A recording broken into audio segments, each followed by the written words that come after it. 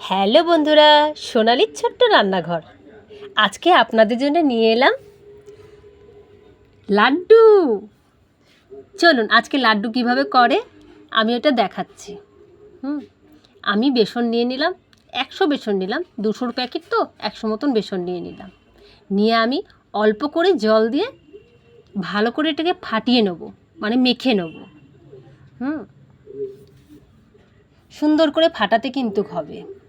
এরকম করে নেড়ে ভালো করে নেড়ে দেখে নিতে হবে, যদি জল লাগে তারপরে নয়তো দিতে পারবে। যদি শক্ত হয় তাহলে, বেশি শক্তও না বেশি নরমও না।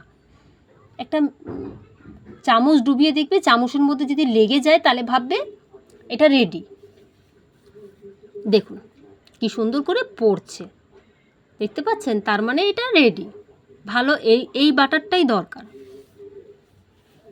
চলো আমি আবার কড়াইতে তেল নিয়ে নিয়েছি, তেলটা লাগে একটু বেশি কিন্তু। আর আমার কাছে কোনো জিনিস ছিল না, তাই আমি একটা ছলনিতে সাহায্যে এরকম করে বাড়ি মেরে মেরে আমি বোঁদে তৈরি করে নিলাম। আগে এরকম করে আমি বারবার দিয়ে দিয়ে অল্প অল্প করে দেবো, একবারে বেশি দিলে একটার সাথে একটা লেগে যাবে। আস্তে আস্তে করে আমি বোঁদেগুলো তৈরি করছি। তারপরে বেশি আঁচ দেবেন না কিন্তু, কম আঁচে করবেন, মিডিয়াম মানের সাইজ আঁচ।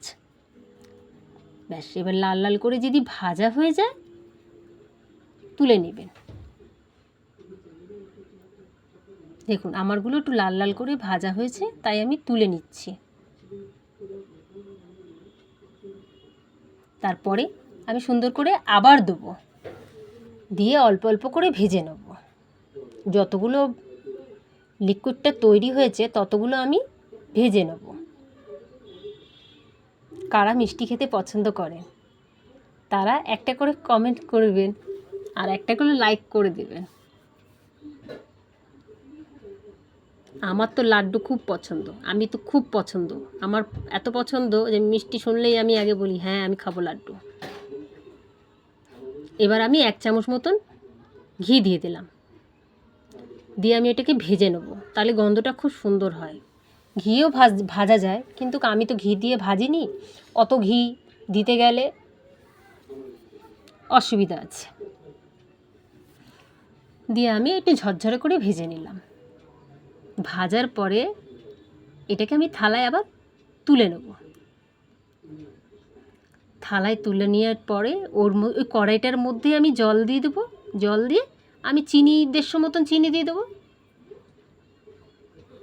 150 মতন চিনি দিয়ে চিনিটা ভালো করে জাল দেবো। একটা এলাচ আমি ভেঙে দিয়ে দেবো, তাহলে একটু গন্ধটা খুব ভালো আসে। এবার আমি চেক করে নেবো হাতের সাহায্যে যে তার পড়ছে কি পড়ছে না। তারপর আমি বোঁদেগুলো সব দিয়ে দেবো, দিয়ে আমি এগুলোকে একটুখানি শক্ত থাকে তো, সিদ্ধ হওয়া পর্যন্ত থেকে কড়াইতে ওটাকে নাড়বো। আর চিনির রসটা যত পর্যন্ত থেকে গায়ে লেগে যাবে না তত পর্যন্ত থেকে। তারপরে আমি ওখানে বাটিতে করে কাজু বাদাম আর একটু আমন্ড বাদাম কেটে কুচি কুচি করে রেখেছিলাম, সেগুলোকে দিয়ে দিলাম। দিয়ে আমার রেডি হয়ে গেল। এবার আমি গরম গরম বসে যাব লাড্ডু করতে।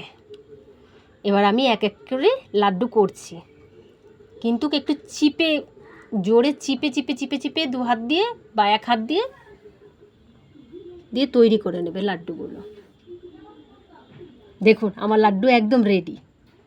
কি সুন্দর হয়েছে, যেমন দেখতে তেমন কিন্তু খেতে খুব ভালো, খুব সুন্দর টেস্ট হয়েছে। আমার তো খুব পছন্দ লাড্ডু।